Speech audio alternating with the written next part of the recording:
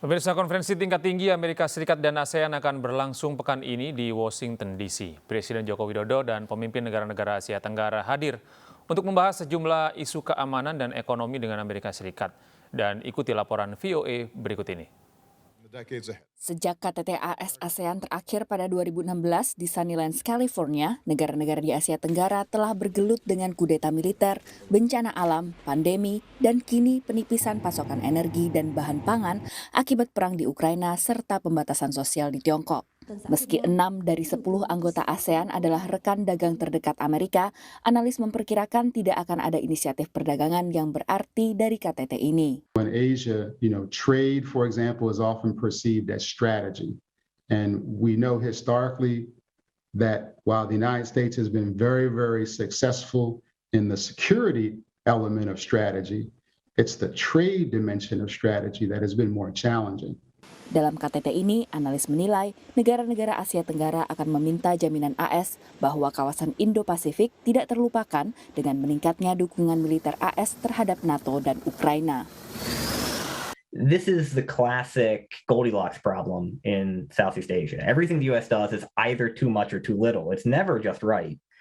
And that speaks to how much the region wants the U.S. to get this right, that there's always this constant anxiety. Menurut analis, pemerintah AS juga bermaksud untuk mengirimkan pesan tegas soal hubungan AS-Tiongkok, terutama dalam kebebasan navigasi di Laut Tiongkok Selatan. You have to see strong condemnation of Chinese behavior at every summit like this, or some parties in the region say the U.S. is going wobbly.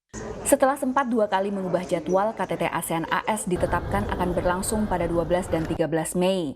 Dua pemimpin negara Asia Tenggara menyatakan tidak akan hadir, yakni Presiden Filipina Rodrigo Duterte karena dekatnya jadwal KTT dengan pemilu di Filipina, dan pemimpin Myanmar karena pemimpin negara tersebut mengambil alih kekuasaan dalam kudeta 2021 yang dikecam AS yang direspons beragam oleh sesama anggota ASEAN. Beberapa negara anggota ASEAN bakal menawarkan diri sebagai tempat manufaktur alternatif ketika Tiongkok melakukan lockdown. Menurut Dewan Bisnis ASEAN-AS, Malaysia berencana mengumumkan kerjasama dengan produsen semikonduktor Amerika. Certainly it is valuable for ASEAN member states to understand and therefore figure out if there's going to be subsequent shifts or further changes in the U.S.-China relationship. How do they, quote-unquote, maybe take advantage of those shifts?